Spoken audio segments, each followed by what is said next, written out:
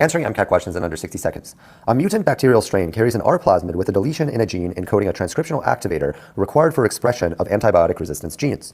When cultured in the presence of antibiotic, the mutant strain shows significantly reduced expression of resistant genes compared to the wild type strain. Which of the following outcomes is most consistent with this mutation, right? So basically there's a plasmid, and the plasmid has antibiotic resistant genes, which are expressed when an activator protein is also expressed. But the gene encoding the activator is mutated, right? And as a consequence, those resistance genes are also not expressed.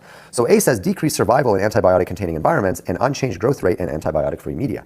So that sounds correct, okay? Because again, the antibiotics are going to affect the bacteria with this mutation since they cannot express the antibiotic resistance genes, right, and produce whatever protein product helps to inactivate the antibiotic or pump it out of the cell or whatever, right? However, in antibiotic-free media, nothing should change, right? So A sounds like the right answer. B says increased survival in antibiotic-containing media. Well, that's definitely wrong, right? We would not expect increased survival, right? And then C, enhanced resistance in both antibiotic and antibiotic-free media. So again, that's wrong. And again, there's no reason to suggest plasmid amplification, and we really should have reduced, like we don't have resistance because the gene isn't being expressed, so you should not have survival in the antibiotic media. And then D, no change in resistance phenotype, indicating redundancy in transcriptional control of the plasmid, right? So again, that does not make sense, all right? So A here is the best answer.